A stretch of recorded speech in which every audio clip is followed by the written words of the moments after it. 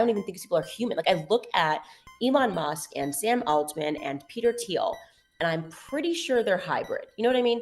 You still think the royal family were shape-shifting lizards? Yes, I do. The government is essentially run by these evil demons who are trying to depopulate America and ruin people. Don't mention the reptiles. I am floored. Are you floored? Because this is just goofy. Truth. What is it?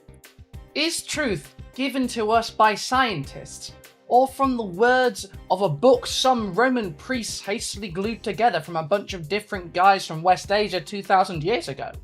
Or is truth what you get when you take a bunch of facts, proven by decades or even centuries of science, sociology, and history, stack it all together, and then, rather than coming to conclusions based on that big stack of knowledge, you just ignore the actual facts that the data led you to and write something like, I don't know, hybrids on it in big letters? The next person that we should worship, the establishment of Hollywood, it was all cults. They were all Aleister Crowley proteges who were just kids and summoning demons, and demons are real. If that is indeed truth to you, dear viewer, you might be one Candace Owens, the former Daily Wire host, who got away with saying some of those batshit anti-Semitic conspiracy theories for years because she didn't criticize Israel in specific, and then was let go from the Daily Wire, not because of those conspiracy theories, or because she openly praised literally Adolf Hitler, but because she decided it was also prudent for her to start criticizing Israel.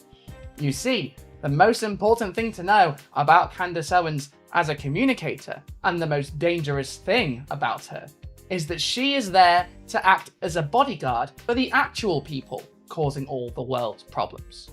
She will change her narrative when society seems to be going a certain way, as long as she never has to blame the real people who are making the planet worse for everyone. Namely, capitalists and the system, capitalism, that upholds their power. Candace Owens is there to spot people who are outraged at the state of the world and say just enough to entice them towards the far right instead.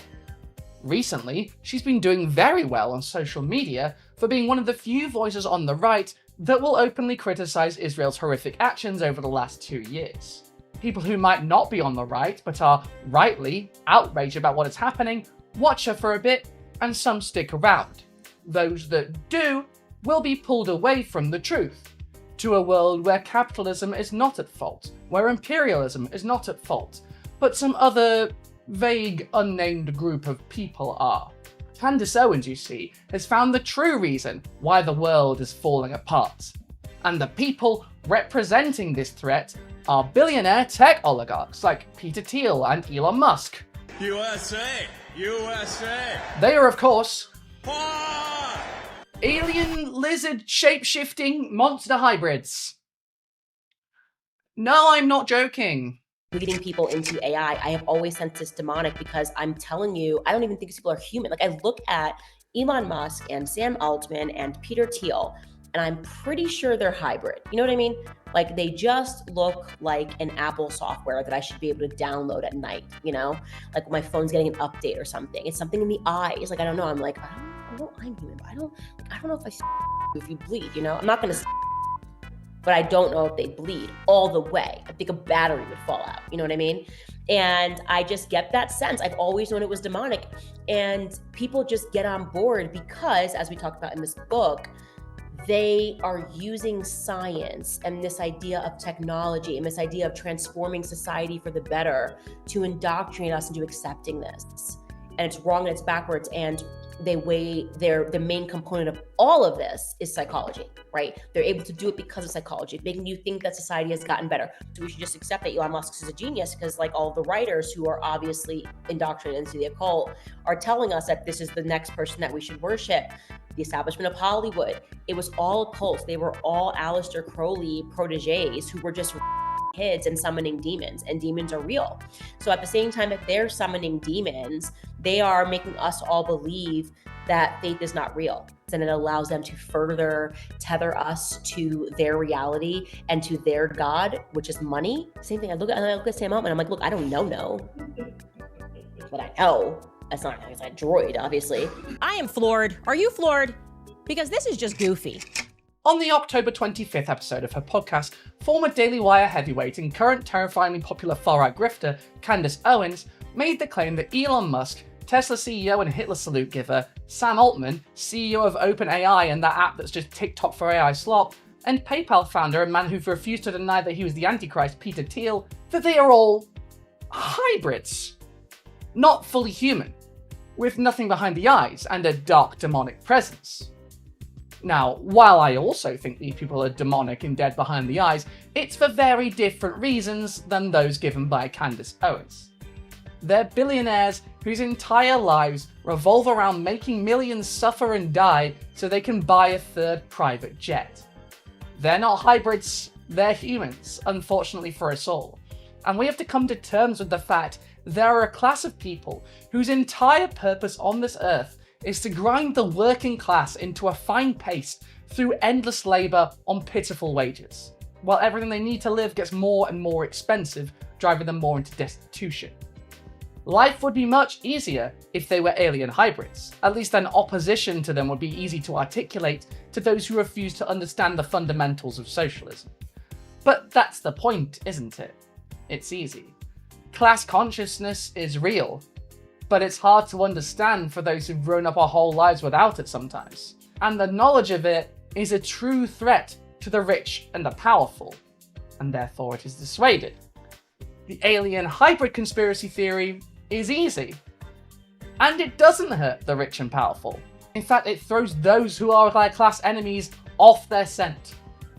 Now, this claim itself, that the world is run by lizard people, will be familiar for those of you who are, like me, a bit obsessed with the conspiracy theory grift sphere and how close-knit it is with the modern far-right, including the Trump regime currently in power in the most powerful country on the planet and the global hegemon. In fact, it has its origins in England, both in its current form and as a conspiracy theory about hybrids trying to bring about a new world order, and in its secret original form, hundreds of years ago, as a horrifyingly evil anti-Semitic conspiracy theory used to justify the exile of an entire people from the island of Great Britain. So, if you want to hear about all that terrifying shit, then stick around! I'm your host, for whatever the fuck this is, Brigitte Empire, science and culture correspondent for the Daily Telegraph, the only newspaper in Britain that predates that particular dark chapter in British history, which we only survived through because back then the whole newspaper was written in vellum. So by the time we'd gone and hunted the deer, skinned the deer, made the skin into vellum, written on it, dried the ink, got the marginalia of the little penis men painted on, and bound it, the whole affair was frankly over. We should have done more. We are here to take accountability, and personally I blame Dan. And I blame me for this particular anecdote. There's someone I know that is a big fan of Candace Owens. This person was a Trump fan in Croatia, which is, well, the vibes are off. Let's say the vibes are off. And trying to make that make sense is interesting. Nevertheless, this person was a Trump fan until his second term started, and it was clear he was the bastard everyone else already knew he would be. He didn't stop the invasion of Ukraine, and he actively exacerbated the horrors in Gaza. Speaking of which, as well as being a big Trump guy, despite basically living in a part of the world that has socialism to thank for most of what works there, he was also a big Charlie Kirk fan. When we talked, he would raise talking points I recognised as coming from Charlie Kirk. He proudly used to watch Charlie Kirk and absorbed American culture war issues as if they were relevant to his own life, despite them being entirely irrelevant and only making sense in the context of the United States. But I say he was a fan of Charlie Kirk because, once images and video of Gaza from the past 2 years started to come out, and he noticed how gung-ho Charlie Kirk was for defending the inhumanity so apparent to us all, he became disillusioned with Kirk, and he moved on to Candace Owens. Now, I'd heard this, I knew how he felt about this, and when I saw him after Charlie Kirk's passing, being transgender, I braced for him to have a newfound sense of anger towards me, since the right-wing media, the Trump administration, and many far-right influencers were working overtime to try and pin Charlie Kirk's death on the trans community, despite us not being involved at all. The only alleged trans person even tangentially related was the perpetrator's roommate, and they fully cooperated with the police. And I'm sorry, you lose your trans card for cooperating with the police. I don't make the rules. Anyway, the next time I saw this guy, He was all smiles, and while he joked that I was responsible for Charlie Kirk's passing, what he actually believed, he made clear, was that Charlie Kirk was taken out by Mossad. For those of you who don't know, Mossad is the Israeli equivalent of the CIA, and like the CIA, they have an incredibly sketchy and, let's face it, evil history. But we have no proof that they were involved in what happened to Kirk at all. So where did this claim, that this guy, once so fond of Kirk, believed wholeheartedly, came from? Well, its biggest champion, and the person who has spread this conspiracy theory furthest and widest, was one of Charlie Kirk's personal friends, and someone who claims to have proof that Charlie Kirk was planning to break with Israel very shortly before what happened.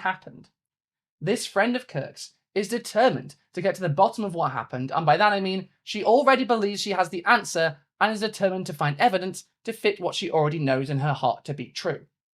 This is a conspiratorial mindset, choosing a shocking and shadowy narrative to believe, then working overtime to twist reality into knots until it reflects that already agreed upon conclusion. And this is a little peek into the inner workings of one Candace Owens. He knew, and others knew, that Charlie was done with Israel bullying him, and I am now going to present you proof of what I am saying. This is an actual group chat, which happened 2 days before Charlie Kirk was assassinated. So again, this is 48 hours before Charlie Kirk was assassinated. He was very clear and he was very explicit, and he did not back down, not in that Hamptons meeting, which they're all lying about, nor in this text thread.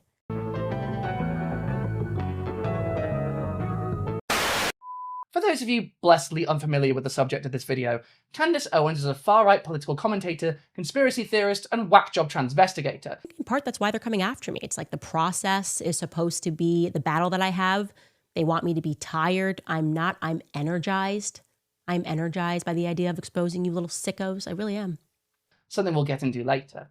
But for now, just know here conspiratorial thinking isn't limited to crypto-anti-Semitic screeds about hybrids, but is also so batshit in the transphobic direction that she's being sued by the First Lady of the whole ass country of France. So yeah, it's a lot, but that's a story for 10 to 15 minutes from now. For now, it's important to note that Candace Owens has the backstory of a classic grifter. She began her life as an anti-conservative blogger and planned owner of an anti-bullying site, mainly to be involved in calling out what were deemed offensive posts, then archiving them and using them for what she might now call cancelling, and was most famous before that in her youth for suing her school for racist bullying, and for that school failing to stop racist bullying against her to protect the son of the mayor of the city. She actively had to stand up against the rich and powerful, against direct and systemic racism, something that she spoke up about publicly. Yet these days, she's credited by many as the reason Kanye West started on his pro-Hitler press tour and started blaming everything wrong in his life on Jewish people. She is a key ally of the Trump administration. She was close friends with prolific racist-turned-corpse Charlie Kirk. She famously said that Hitler would have been great if he just stayed in Germany, describing what the most infamous man of the 20th century did as making Germany great again. But if Hitler just wanted to make Germany great and have things run well, okay, fine. The problem is that he had dreams outside of Germany. So, what the hell happened?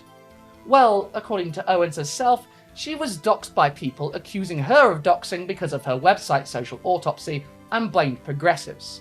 She was immediately followed by the top far-right internet micro-celebrities of a decade ago, Milo Yiannopoulos and Mike Cernovich. And, as she put it, I became a conservative overnight. I realised that liberals were actually the racists. Liberals were actually the trolls. Social Autopsy is why I'm conservative. She would later join Ben Shapiro's ridiculous conservative network, The Daily Wire. You can see their genitals. These days, a big part of Candace Owens' appeal to the audience she's gained, especially since she was let go from The Daily Wire, is that she is a far-right figure that nonetheless criticises Israel. Despite what Trump and his team might wish to be the case, there is a huge part of the MAGA base that does not like what they see Israel doing. Now, is Candace Owens sincere about being pro-Palestine? I would argue no. She's not exactly shy about palling around with profoundly Islamophobic figures and spouting that same poisonous rhetoric herself. She's allies of proud US imperialists and warmongers. She's defended Hitler of all people in the past. And more than anything, she aligns herself against Israel and not for Palestine, as part of a larger pattern in her rhetoric, her content, and her beliefs. You see, Candace Owens is undeniably anti-Semitic. Candace Owens is also a massive conspiracy theorist, and these two tendencies of hers go hand in hand. After all, there are very few conspiracy theories about a shadowy power trying to suppress truth and establish control over the globe that are not under the surface, or at least do not have their origins in, anti-Semitism. And I mean the old kind, dating back to, yes, Hitler, but also the Russian Empire, and before that to the Inquisition, to France, and to England in the Middle Ages. If you don't believe me that Candace Owens is capable of this stuff, well, here's some of the stuff she said now. So I was trying to reconcile the Jewish people that I grew up with and who I love and who are my friends and who are my ex-boyfriend, I guess you would say, with this sort of DC Jew who is using these words not because they believed that what they were hearing was actually anti-Semitism or Jew hating, but to basically silence people. They were threatening people. These individuals are evil Marxists. They do underhanded things, underhanded tactics to freak people out and to ultimately cause division, right? Their goal is that they are willing to hurt regular, hardworking Jewish Americans so that they can gain political power. I don't hate Jewish people. I hate bad people. And these people are bad. We all should have the right to weed out bad people in our community. We all should have the right to weed out bad people. In a recent X livestream, former Daily Wire host Candace Owens made inflammatory statements about the origins of Israel and alleged criminal activities tied to a group she referred to as a cult of Owens claimed that this group, which she linked to the early Jewish sect of the Frankists, founded Israel and was involved in heinous crimes against European Christians during Passover. Owens asserted that the Frankists, followers of Jacob Frank, were not true Jews, but impostors who engaged in various criminal acts, including ritual murders and She further claimed that Leo Frank, a Jewish factory superintendent wrongfully convicted of the 1913 murder of 13-year-old Mary Fagan, was both a Frankist and related to Jacob Frank. According to Owens, Fagan's murder was part of a ritualistic event timed with Passover, and she accused Frankists of targeting Christians during this Jewish holiday. Historical records suggest that Leo Frank was likely innocent, with a posthumous pardon issued by the state of Georgia in 1986, acknowledging the failure to protect him from his murderers. Despite this, the case has been co-opted by neo-Nazis to fuel anti-Semitic rhetoric. Owens also alleged that Theodor Herzl, the founder of modern Zionism, was a Frankist, and that the State of Israel was established by Frankists. She went further to claim that President John F. Kennedy's assassination was orchestrated by Mossad, Israel's intelligence agency. In her livestream, Owens warned that if anything were to happen to her, it should be attributed to Zionists, emphasizing, "Anything that happens to me, blame the Zionists, like 1000% blame the Zionists." So, that's very worrying, isn't it? You see, for Owens, and for many people in the current Trumpist far right, conspiratorial thinking and politics as they practice it go hand in hand. There is no separating their far-right beliefs from their anti-Semitic conspiracy theories or other conspiracy theories. They build one on top of the other, they inform each other, and this is important for the far right, because conservatism itself has no answers for the problems facing the world today, only the offer of scapegoats. And the one thing conspiracy theories are really good at is creating scapegoats and finding reasons why they are at fault. I'm in danger! The world is a cruel and oppressive place sometimes. Millions go to bed hungry, are forced to live on the streets, and die in pointless and cruel wars that only benefit billionaires and despotic heads of state. For decades, scholars, politicians, and scientists have puzzled over how to stop this cruel cycle, to prevent Armageddon, to lift up the populace, and finally bring happiness and peace to the world. But there is one class of people standing in their way, flush with cash, employing millions, and therefore in control of how massive portions of the population eat, sleep, and live, of massive influence over politicians and governments through the power of bribery, lobbyists, and the ideology that keeps them in power. They are, of course, the lizard people. Sorry, why was that written there? I meant capitalists. It was capitalists. But do you see what I did there? It is true that there is a parasitic class of people keeping billions in poverty, people starving in the streets, and so desperate for work that they won't dare or don't have the time or energy to change the world for the better to actually make themselves a life worth living. But those are millionaires and billionaires. That's capitalists. That's the people who own the means of production and spend their entire lives stamping on the people who need to earn a wage for a living. A class that Karl Marx, quite rightly, compared to vampires, sucking the blood out of the working class. But when you replace the true answer to the problems of the world with one simple word, one simple change, a sly misdirection to something ridiculous, well, you get a simple change from actual truth to a complete falsehood, but with all the bones and the stepping stones of actually getting to that truth. You can see then how conspiracy theories, especially all-encompassing conspiracy theories like the one about the lizard people hybrids that are running the world and drinking the blood of children, get people. They edge right up to an answer by identifying problems and outrageous realities we can all see, injustices that are undeniable, but that we are discouraged from ever naming, and then just as you're about to get to the actual cause, taking a hard turn before you can get there and ever actually identify where all the world's ills are coming from. We all know and feel the injustices of global poverty, drought, homelessness, war and famine, of evil world leaders whose every action appears to be cruel for the sake of being cruel, or in the least, cruel for the sake of gaining resources without a care for however many people might be hurt or annihilated in the process. We all feel this in our bones. We see it every day.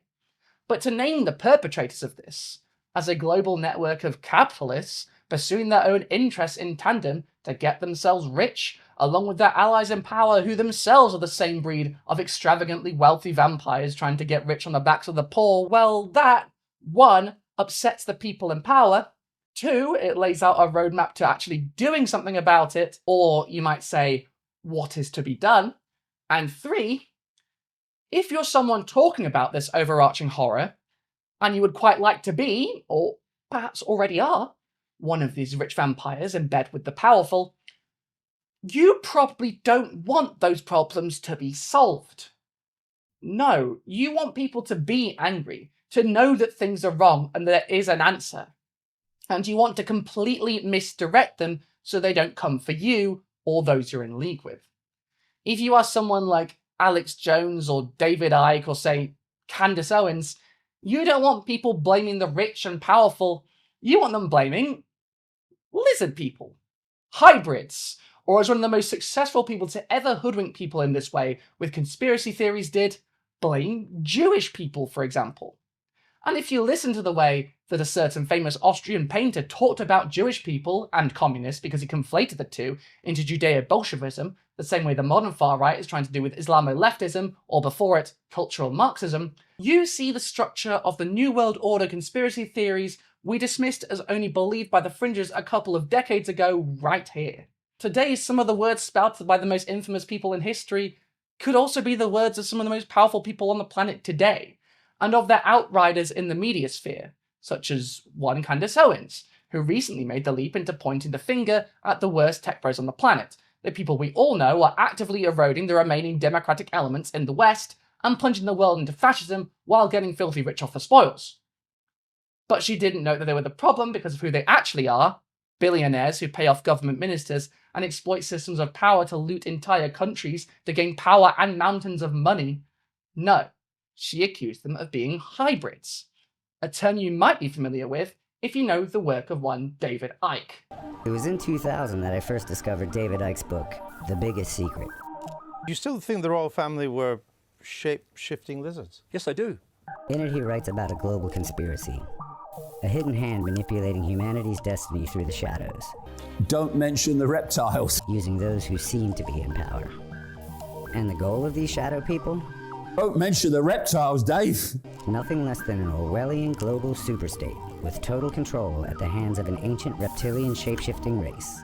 David Icke is one of the most famous conspiracy theorists in the world, though in a former life he was a British footballer and former Green Party politician, which makes me very glad that the Green Party have moved on from prolific conspiracy weirdos to a man who the press tried to smear as trying to make people's boobs bigger. Zach Polanski. If you're watching this, I'm open to it. The YouTube algorithm has been burying my videos like a lot of other channels lately, and I reckon turning these double Ds into double Us might be the thing that could actually turn this around. Think about it. Now, On a completely different note, David Icke lost a lot of credibility for going on Wogan in the 90s and declaring himself the son of the Godhead. I had to try really hard not to say God hand there, but David Icke is no Griffith. Icke eventually became synonymous with the New World Order conspiracy theory, arguing that the world being run by human-alien hybrid lizard people, shapeshifters, in disguise as all of our world leaders and all of our celebrities.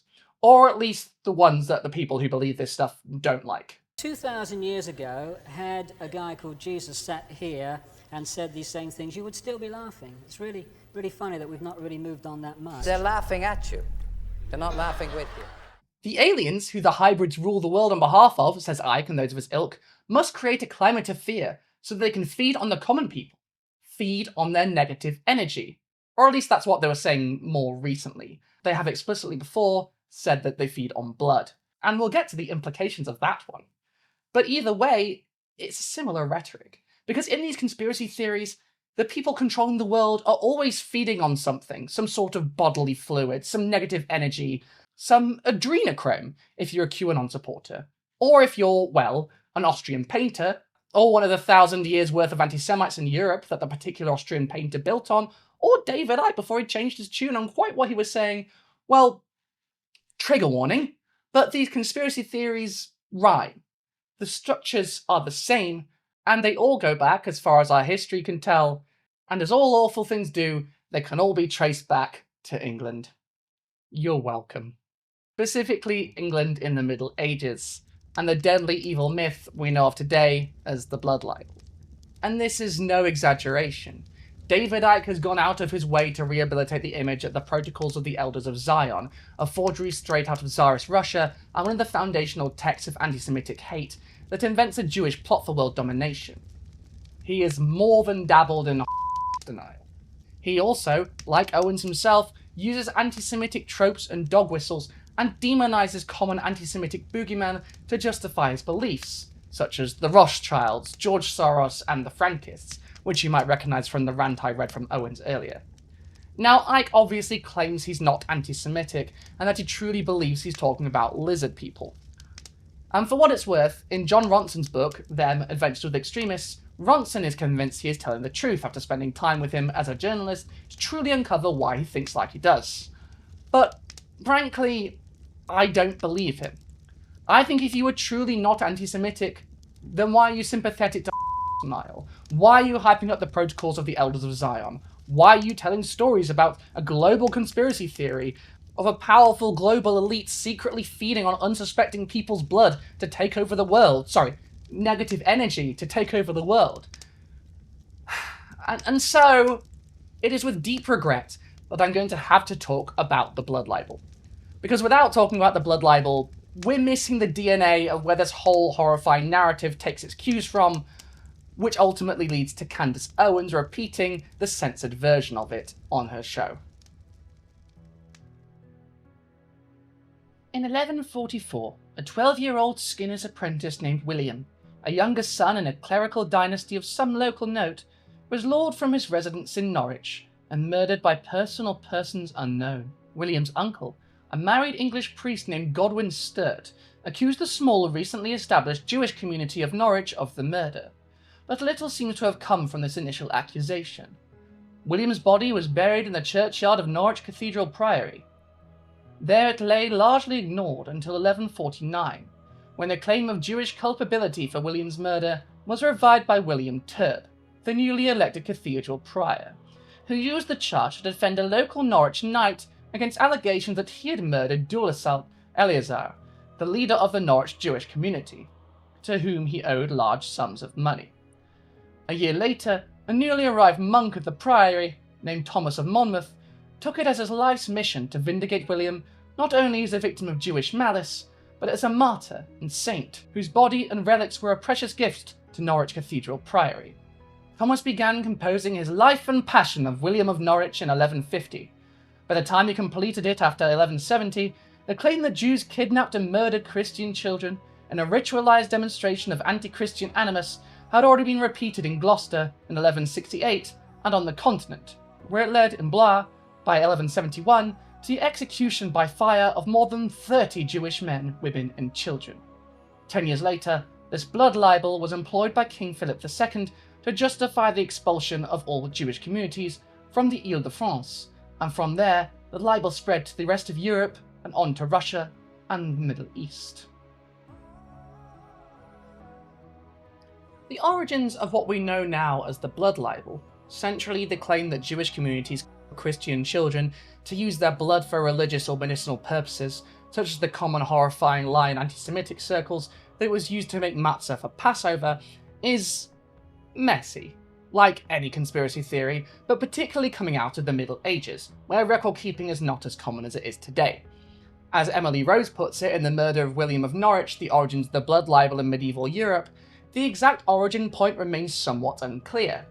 Accusations that resemble the blood libel appear throughout medieval, Reformation, and modern Europe. However, the earliest known blood libel accusation comes from mid-12th century England, and the story I just recounted of the murder of William of Norwich, predating obviously the later expulsion of Jewish people from England. Like most conspiracy theories, the blood libel gave an easy answer and a scapegoat to a hard question. Who killed William of Norwich? We don't know, and neither did his friends and family, but it would have been nice to have an answer, wouldn't it? And what if that answer conveniently served another need? A need for the people of 12th century Norwich to justify the distrust and hatred for the other, for a community that lived alongside them but did not conform to what they saw as appropriate for medieval English life.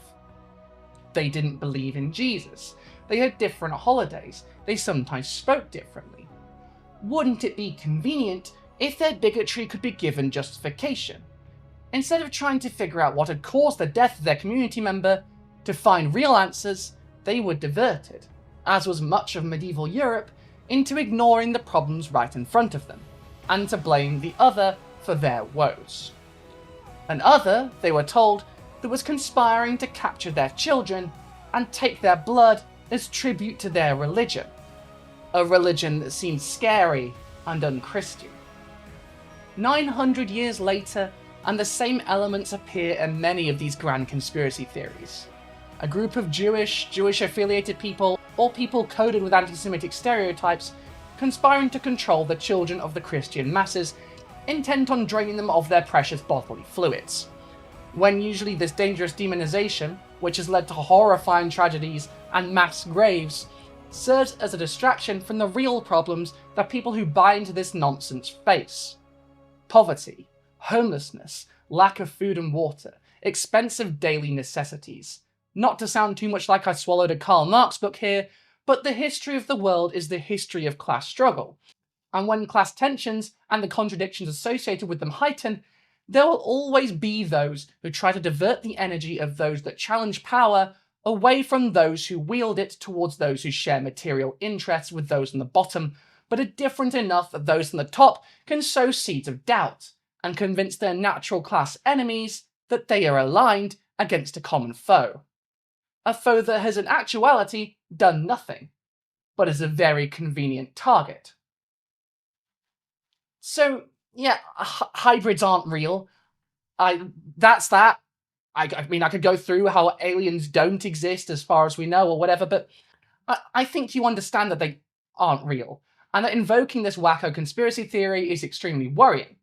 But lest you think Candace Owens is just invoking anti-Semitic conspiracy theories while pretending she's not being anti-Semitic, she also hates trans people, so that's fun. Now it's my turn to be a scapegoat. I love the 2020s. Brigitte Macron just lies. I don't even know how they got this in the press. This is so dumb. Brigitte Macron comes out and says they have offered scientific evidence to the U.S. court to prove that Brigitte is a woman. That's what her lawyer says. Well, the lawyer's a liar because we haven't even started this case yet. So how could you have offered scientific proof to a court to prove you're a woman, especially because you're not suing me over the claim that I said you were born a man? You were born a man. Oh, I guess you're born a boy, a male is what I should say. You're born a male, and you've never sued anybody for making that statement. You sue for things around it. You're suing me because you're saying, well, you said I stole the identity from my sister. I'm not a thief. You've never sued anybody for the claim that you were born male. So I don't know what this is, Just like we're just going to all hound Candace to try to distract her from looking into Charlie Kirk's murder and assassination. But it's focusing me more because this is not normal. Like the amount of lying that's happening right now is because you don't think I'm strong enough to handle it and you're trying to break me. You're not going to break me. On January 31st, 2025, Candace Owens began airing a multi-part documentary series on her YouTube channel to her 5.5 million subscribers called Becoming Brigitte. No, this wasn't a documentary series about my transition, or I'd probably be much more successful. This video series is a long and bananas series transvestigating the First Lady of France, Brigitte Macron. Yes, really.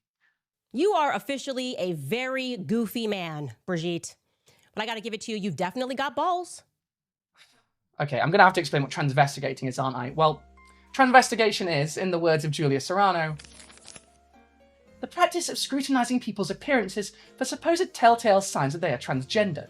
There are hardcore transvestigators who spend much of their time poring over pictures of celebrities, with some believing that large swaths of Hollywood are secretly trans.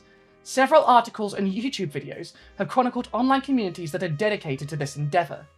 Then there's the recent gender-critical and conservative meltdown over Olympic boxer Imam Khalif, who, despite being born and raised female and verified by the International Olympic Committee, was mercilessly attacked online by J.K. Rowling, Elon Musk, and the entire Fox News cinematic universe for supposedly being a man. That is to say, these people presumed that Khalif was a trans woman. The Boston Globe even ran a headline to this effect, despite the fact that there weren't any trans women competing at this year's Olympics. Most accounts of transvestigation that I've come across either portray the phenomenon as a bizarre conspiracy theory or the inevitable byproduct of transphobic brain rot, i.e. individuals who become so consumed with transphobia that they've lost their grip on reality, or some combination thereof.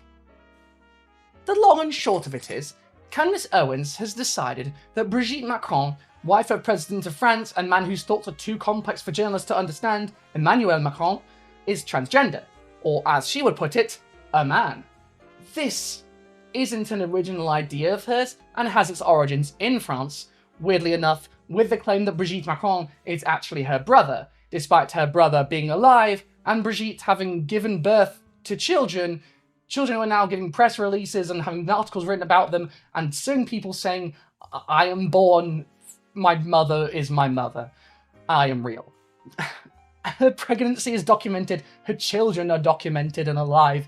Her and her brother, who is supposed to be her, have issued joint lawsuits against those propagating this conspiracy theory. They've been in the same room, and yet it keeps spreading. Delphine Gigus and Nathalie Ray had claimed in a video published in December 2021 that Brigitte Macron was a transgender woman born a man, originally called Jean-Michel Trognon. That is also the name of her real brother, who was a co-plaintiff in the case. A criminal complaint was filed, and in September 2024, the Paris Judicial Court found both women guilty of defamation. They were fined and ordered to pay €8,000 to Brigitte Macron and €5,000 to her brother. But this trial did not stop the conspiracy going viral again in America, because truth doesn't matter anymore, and certainly not to someone like Candace Owens, who will jump on any excuse to promote a conspiracy theory that makes life more dangerous for minority populations, despite having started her career speaking up against people who make life more dangerous for minority populations. She even managed to convince Joe Rogan, the dumbest man alive, that she's right about this, that Brigitte Macron is secretly a trans woman. What is that? Yeah. That's a weird relationship, man. Well, she was his teacher. If it was a she.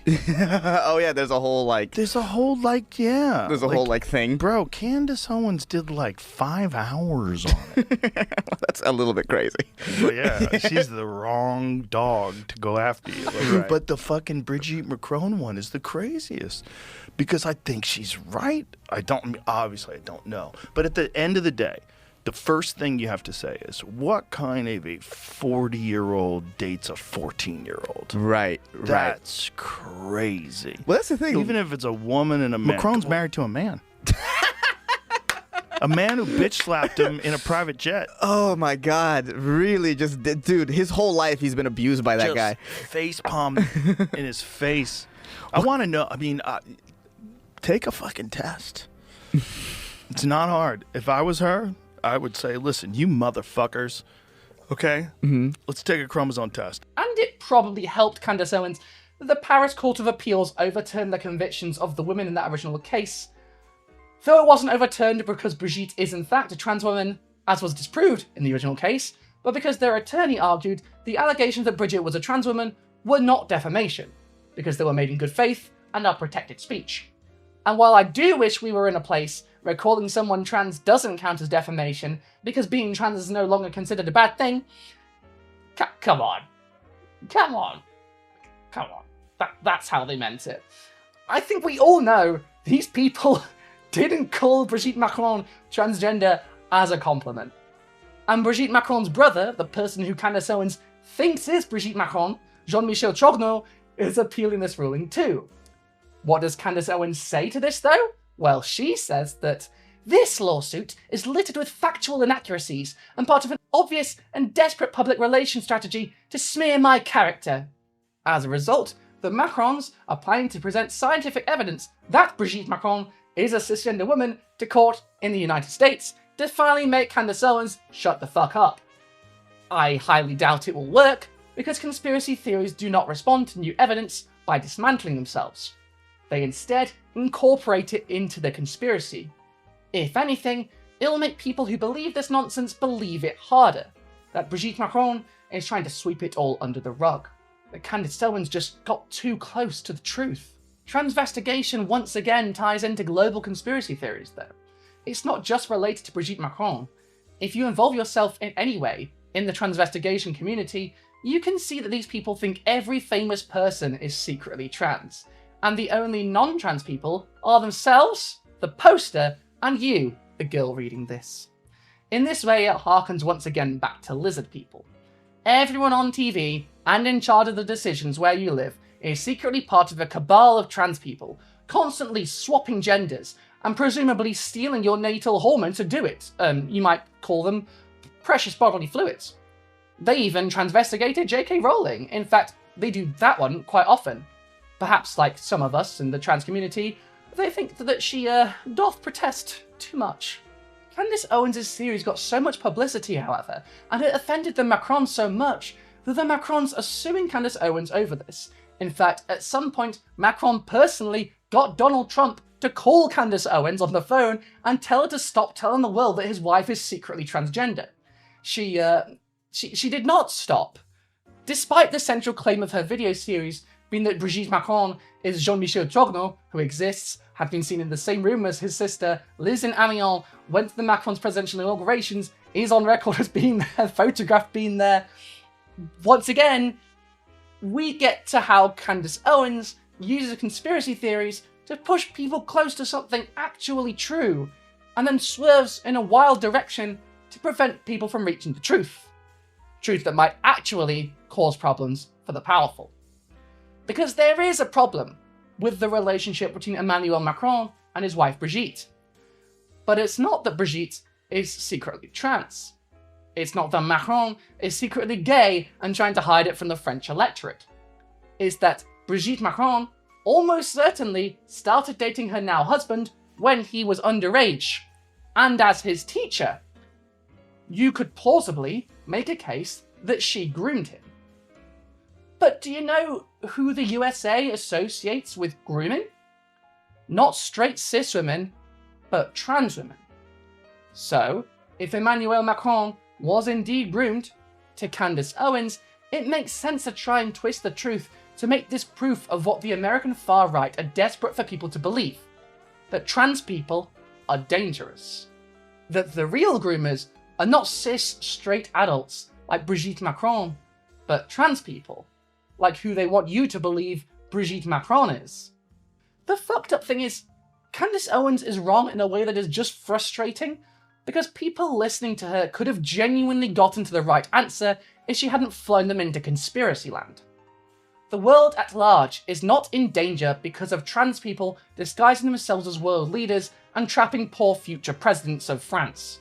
It's in danger because of people like Emmanuel Macron, neoliberal ghouls who make it their life's mission to steal from the poor to give to the rich, to loot the welfare states of Europe and give all that money to themselves and their rich friends, to make the poor poorer, to give an extra bit of money to the super rich. The super rich like Elon Musk and Peter Thiel who are not lizard people, or whatever Candace Owens might have been implying by that, given the bloody history of that conspiracy theory, but sadly, human billionaires who are ushering in global fascism because they think it will enrich them personally and bring them more power and money than they could dream of, uncaring how many will suffer on the way and how many will suffer if they get their way. They aren't doing this because they are secret aliens in disguise. They are doing this because they are capitalists.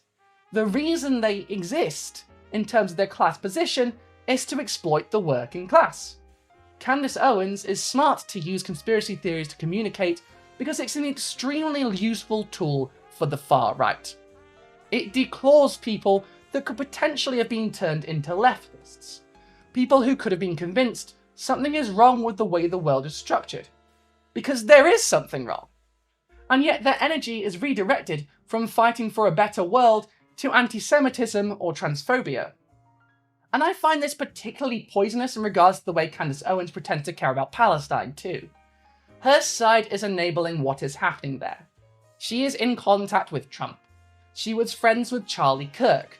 She knows all of these guys and has influence with them. There is no solidarity with Palestinians on the right.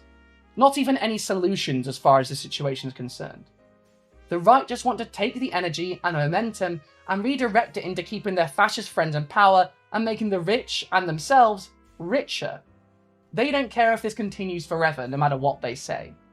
Whereas if that energy were to be directed towards the left, well, there's plenty we could do to stop what is happening. To help people there, to dismantle the apartheid state, to send the people Candace Owens' friends are Bessies with to The Hague, to create a world where the people of the Eastern Mediterranean can be truly free and can govern themselves. Candace Owens cannot offer that. She doesn't want to offer that. What she can do, what she wants to do, is to take your energy and put it somewhere completely useless, somewhere inert, somewhere it is not a challenge to power. To burn out in a dark corner, no longer a threat to the ruling class. To make sure that you are no longer an active agent in your own liberation. Thanks for watching.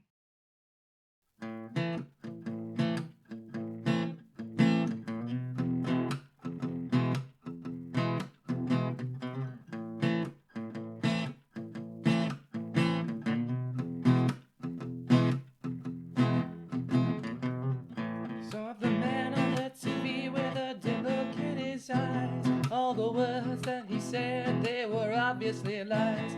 So I moved a little closer, my nose pressed to the screen, with my eyes against the glasses where his skin was green. Don't tell me it's wrong, I know what I saw. What fool do you take me for? Feels like the whole world's coming after me.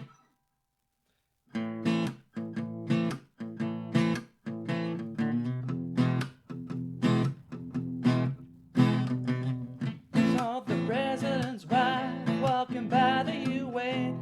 I've been staring at her crotch since the morning began. Now I come to find her brother looks just like her. Have you seen them in the same room together? Don't tell me it's wrong, I know what I saw. What fool do you take me for? It feels like the whole world's coming after me. I live in the paranoid style. You learn to fear everything. Now go out and tell the world that the lies are the truth and the truth might sting. But it feels like the whole world's coming after me.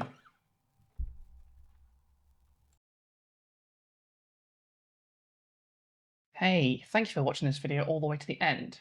If you liked it, give it a like, leave a comment, subscribe, share it with all your friends, and tell everyone about it. And help me out if you can. It's coming up to autumn, where my birthday is. It's in October, so I'm pushing to get my Bridget Empire out of her overdraft before her birthday initiative. That didn't make grammatical sense, but you get it, which will inevitably probably extend to the Get Bridget Empire out of her overdraft before Christmas initiative. So if you want to help with this and get me debt-free before 34, you can give me one-time donations on Coffee or PayPal, links below. You can go to my Fourth Wall page, which has some shirts on it now, if you like a shirt. It's got a Daily Telegraph on it. I'll put some on screen now. And if I didn't, it means that I forgot to do that. So hopefully I didn't forget to do that. Also, help me out if you can. 'Tis the season, and by season I mean my birthday. And also I'm going through some pretty bad personal stuff, which is making me very sad and means I might need a big lump of money in the future. So if you can help me gather that lump of money, I'd really help, as well as the get out of the overdraft thing. So just in general, things might be looking pretty dire for a little bit, but yeah, if you can't help, don't feel bad about that. But if you can, do. Or the best way to do that is to sign up to my Patreon or YouTube memberships, where you can do the best thing that you want me to do. You can be my best friend, and by best friend I mean my patron. You can get early videos, access to the members only Discord, my Nintendo Switch friend code, and exclusive content that's just long form interviews. And also, you get your name read out at the end of each video, just like these lovely people. Buried Elk, Ewan Bennett, Bags, Malcolm, Gina Service, You Are Made Off Stupid, Tomo, Melissa Jackson, Ren Approves Your Stuff, Minstrel of course, Emma Not Emma, Jeffreyon, Tom the Not Quite So Brave as Sir, Lancelot, LFR, Tricoi, Proquar, Ariella, Robin Thomas, Kathy 1410 Itchy, Justice for My Boy Gandalf, Gull Escape, Kira B, No Sparkling Heart, Corey, Gianna J, Mighty than the Sword, Carolyn, Imogen Q, Luciana Frias Andrade, Adam, Harry, Endog191, Cav, Quesadilla de Tortilla, Zul, Leron, Adam Lees, Daniel Nevels, No Not That Paul, MB, Wandering Wonder, Lex Phoenix, Enter Kurzitz, Mira D, J Senior, Boa Ear, James W, Marvin Dorr, Foreign Guild, Deborah Laboon, Zilla's Athenaeum, Vince Whitaker, Amelia Lassette, Jason Haig, Frank McManus, Susan Foster, Helena Real, Sierra Whiskey, Ali Catgill, John N, Lloyd Luciente,